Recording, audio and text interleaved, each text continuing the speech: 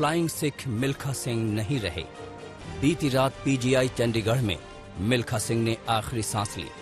Corona की चपेट में आने के बाद वो लगातार बीमार चल रहे थे।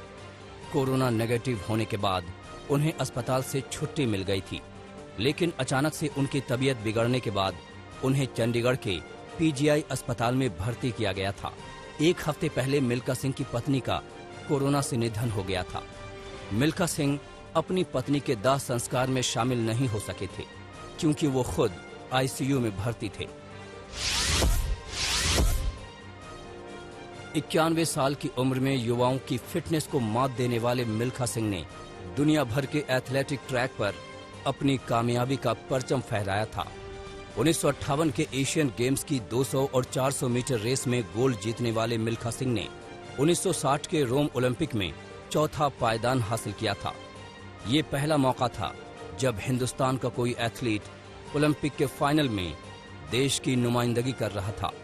उनके बनाए नेशनल रिकॉर्ड को 4 दशक तक कोई एथलीट छू तक नहीं पाया था। 1960 में जनरल अयूब खान ने उन्हें फ्लाइंग सिख की उपाधि दी। मिल्खा सिंह के निधन की खबर मिलते ही उनके चाहने वालों में शोक की लहर दौड़ गई। राष्ट्रपति और प्रधानमंत्री ने मिल्खा सिंह के निधन पर शोक जताया है। प्रधानमंत्री ने मिल्खा सिंह को श्रद्धांजलि देते हुए ट्वीट किया है कि हमने एक महान खिलाड़ी खो दिया है। असंख्य भारतीयों के दिलों में उनके लिए खास जगह थी। उनके व्यक्तित्व ने उन्हें लाखों लोगों का चहेता बना दिया। मिल्खा सिंह के जाने के साथ ही भारतीय एथलेटिक इतिहास का स्वर्णिम अध्याय समाप्त हो गया।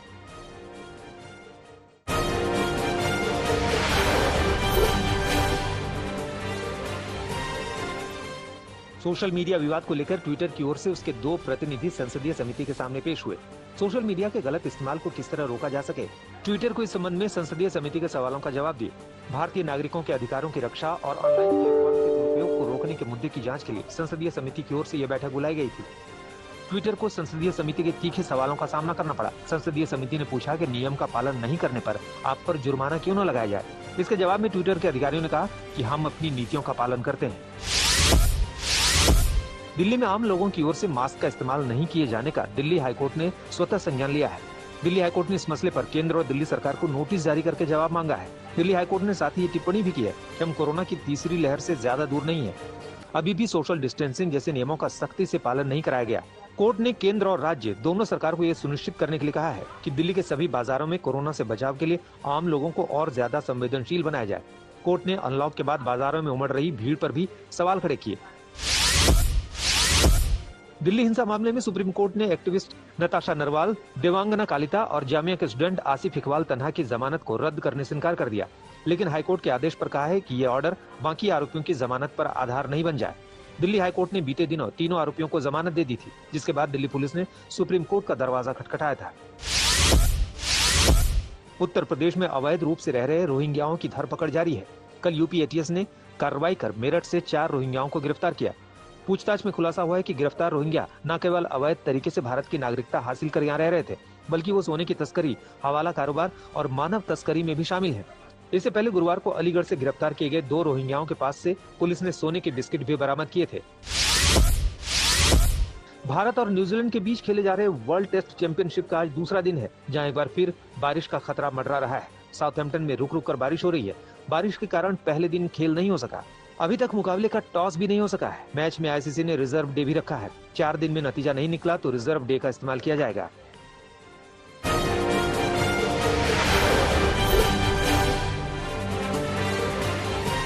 यूपी के कानपुर में पुलिस ने एक ऐसे ढोंगी बाबा को गिरफ्तार किया है जिसने धोखा देकर 5 महिलाओं से शादी की और अब 6ठी शादी की तैयारी कर रहा था। आरोपी के खिलाफ उसकी 5वीं पत्नी ने शिकायत दर्ज कराई थी, जिसके बाद पुलिस ने उसे गिरफ्तार कर लिया। बताया जा रहा है कि आरोपी ने शाहजहांपुर के निगोही में एक ट्रस्ट बना रखा है और इसके जरिए ही महिलाओं को शिकंजे में फांसता था। पुलिस के मुताबिक आरोपी के खिलाफ 2016 में रेप का केस दर्ज हुआ था, जो उसके भाई की ही पत्नी ने दर्ज कराया था। इस केस में भी आरोपी की गिरफ्तारी हुई थी। यूपी के अंबेडकर नगर के जिला अस्पताल में 2 युवकों की पिटाई का वीडियो सामने आया है। मामला 16 जून का है। बताया जा रहा है कि आरोपियों ने अस्पताल के प्रसव रूम में घुसने और वीडियो बनाने की कोशिश की। जब ड्यूटी पर तैनात नर्स ने विरोध किया तो आरोपी बहस करने लगे। हंगामे के बीच अस्पताल स्टाफ और मरीजों के परिवार वाले मौके पर पहुंच गए और दोनों युवकों की पिटाई शुरू कर दी। इस मामले में अस्पताल प्रशासन की ओर से पुलिस में भी शिकायत दर्ज कराई गई है।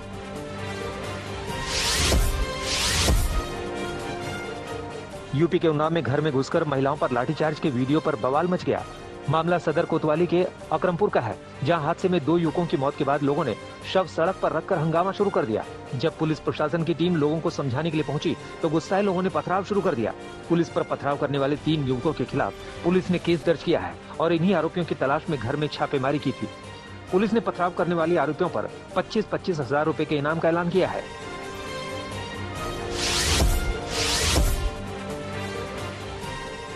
पटना में थानेदार और 2 सिपाहियों को विजिलेंस की टीम ने रिश्वत लेते रंगे हाथ गिरफ्तार कर लिया।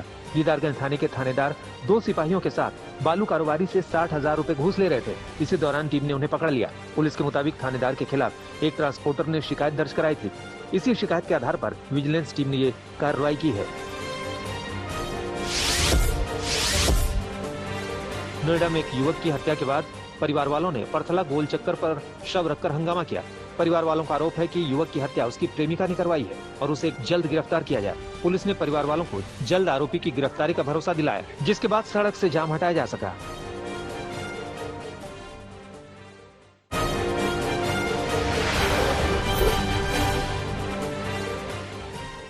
केंद्रीय गृह मंत्री अमित शाह ने जम्मू कश्मीर के उपराज्यपाल मनोज सिन्हा के साथ अहम बैठक की। हाई लेवल बैठक में जम्मू कश्मीर में विकास कार्यों की समीक्षा की गई। साथ ही कई निर्देश भी दिए गए, जिसमें कहा गया कि जम्मू कश्मीर में आए शरणार्थियों तक सरकार की योजनाएं जल्द पहुंचाई जाए। साथ ही जम्मू कश्मीर में कृषि आधारित उद्योगों को बढ़ावा दिया जाए। इसके साथ पंचायत के सदस्यों को देश भ्रमण और ट्रेनिंग देने का भी निर्देश दिया गया। नंदीग्राम सीट के फैसले के खिलाफ ममता बनर्जी की याचिका पर 24 जून को सुनवाई होगी। इस सुनवाई से पहले ममता बनर्जी ने हाईकोर्ट के मुख्य न्यायाधीश को पत्र लिखकर किसी और जज की बेंच में केस की सुनवाई करने की मांग की है। दरअसल टीएमसी की ओर से कुछ तस्वीरें जारी की गई, जिसमें हाईकोर्ट के जज कौशिक चंदा बीजेपी के कार्यक्रम में नजर आ रहे हैं।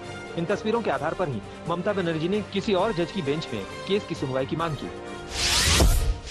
Due respect to the judiciary, we have released 2 pictures of Honorable Justice Kaushik Chanda. He had attended a legal cell meeting of Bharatiya Janata Party, where we have seen Dilip Ghosh was delivering his speech, and the question is, we have respect to the judiciary, but the case of Nandigram is being heard in the court of Justice Kaushik Chanda, and Kaushik Chanda is a BJP lover. हाल में TMC में वापसी करने वाले मुकुल रॉय के खिलाफ BJP ने मोर्चा खोल दिया है। बंगाल विधानसभा में नेता प्रतिपक्ष शुभेंदु अधिकारी ने स्पीकर को चिट्ठी लिखकर मुकुल रॉय की विधानसभा सदस्यता खत्म करने की मांग की है। मुकुल रॉय बीजेपी के टिकट से करीमगंज सीट पर चुनाव जीते थे। बीजेपी की मांग है कि दल बदल कानून के तहत मुकुल रॉय की सदस्यता खत्म होनी चाहिए। उधर मुकुल रॉय का कहना है कि कानून के मुताबिक जो भी फैसला लिया जाएगा वो उसे स्वीकार करेंगे। एलजेपी पर अधिकार की चिराग पासवान और पशुपति पारस की लड़ाई चुनाव आयोग तक पहुंच गई है। पशुपति पारस गुट ने चुनाव आयोग को बताया कि पटना में पार्टी कार्यकारिणी के 75 सदस्यों की बैठक में अध्यक्ष का चुनाव हुआ है। नई कार्य समिति भी बनाई गई है और पार्टी के संविधान के मुताबिक ही प्रक्रिया पूरी की गई। वहीं चिराग पासवान की ओर से कहा गया कि बागियों के दावे में कोई दम नहीं है। इलेक्शन कमीशन को भी बहरहाल हम लोगों ने इस बात की जानकारी हम लोगों ने दे दी है, क्योंकि इन सांसदों के इस गुट ने अपने आप को पार्टी से अलग किया था। तो अब ये लोक जनशक्ति पार्टी के अब ये सांसद नहीं हैं, इंडिपेंडेंट मेंबर ऑफ पार्लियामेंट से। इनकी सदस्यता दल बदल कानून के तहत जो संविधान में संशोधन हुआ था, 91वां संशोधन दल बदल कानून का, उसके तहत इनकी सदस्यता जरूर रहती है, क्योंकि 2/3 की बहुमत से ये लोग अलग हुए हैं। बट आज की तारीख में सदन में ये इंडिपेंडेंट मेंबर ऑफ पार्लियामेंट है, ना कि लोक जनशक्ति पार्टी के मेंबर ऑफ पार्लियामेंट हैं। और यही जानकारी हम लोगों ने इलेक्शन कमीशन को भी रिटर्न में हम लोगों ने दे दी है। 20 जून को सोनिया गांधी से मुलाकात से पहले पंजाब के मुख्यमंत्री कैप्टन अमरिंदर सिंह ने कैबिनेट की अहम बैठक की। बताया जा रहा है कि बैठक में विधायकों के बेटों को सरकारी नौकरी देने के प्रस्ताव पर भी चर्चा हुई, ताकि ये संदेश जाए कि कैप्टन अमरिंदर सिंह सभी विधायकों के लिए काम करते हैं।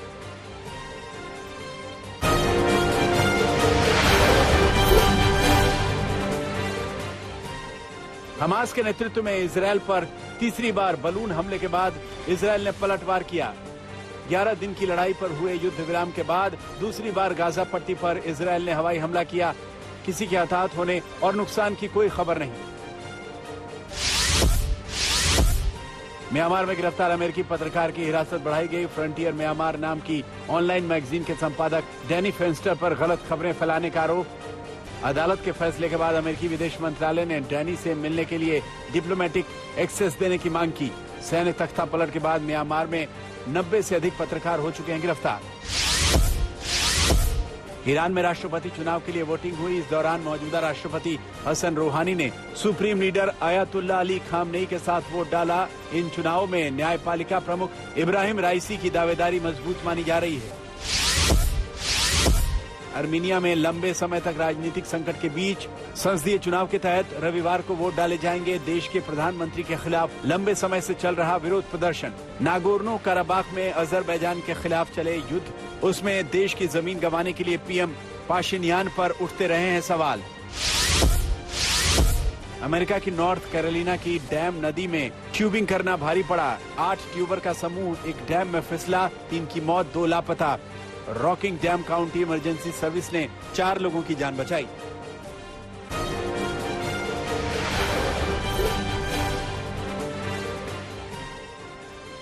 पोर्टलैंड में भीड़ के हिंसक रवैये पर काबू करने के लिए बनाई गई पुलिस यूनिट का सामूहिक इस्तीफा। टीम के एक सदस्य पर लगाए गए आपराधिक आरोपों के विरोध में दिया गया इस्तीफा। पोर्टलैंड में सरकार के खिलाफ जारी विरोध प्रदर्शनों को रोकने के लिए बनाई गई थी यूनिट। सरकार के फैसलों से नाराज लोग पोर्टलैंड में कर रहे हैं विरोध प्रदर्शन। यूनाइटेड नेशंस के शरणार्थी उच्चायोग की रिपोर्ट में मानवाधिकार उल्लंघनों का बड़ा खुलासा। महामारी के दौरान युद्ध, हिंसा, उत्पीड़न की वजह से 30 लाख लोग बेघर होने को हुए मजबूर। 160 से अधिक देशों में से 99 देशों ने कोविड-19 के कारण अपनी सीमाओं को शरणार्थियों के लिए पूरी तरह बंद कर दिया। रूस की राजधानी मॉस्को में कोरोना के रिकॉर्ड मामले सामने आने से हड़कंप मच गया। पिछले 24 घंटे में दर्ज हुए 9000 से ज्यादा कोरोना केस। एक हफ्ते के भीतर कोरोना के मामलों में 3 गुने की बढ़ोतरी। ब्रिटेन से अधिक हुई रूस में कोरोना से मरने वालों की संख्या। जर्मनी के राष्ट्रपति ने देश में डेल्टा वेरिएंट के 6% मामले आने पर चिंता जताई। बोले, पतझड़ का मौसम आने के साथ बढ़ सकती है जर्मनी की मुश्किलें। अल्फा वेरिएंट के मामलों में लगातार हो रही है बढ़ोतरी। युगांडा में कोरोना मामलों में अचानक बढ़ोतरी के बाद चरमराई स्वास्थ्य व्यवस्था। अस्पतालों में ऑक्सीजन की कमी से लोगों की बड़ी मुश्किलें।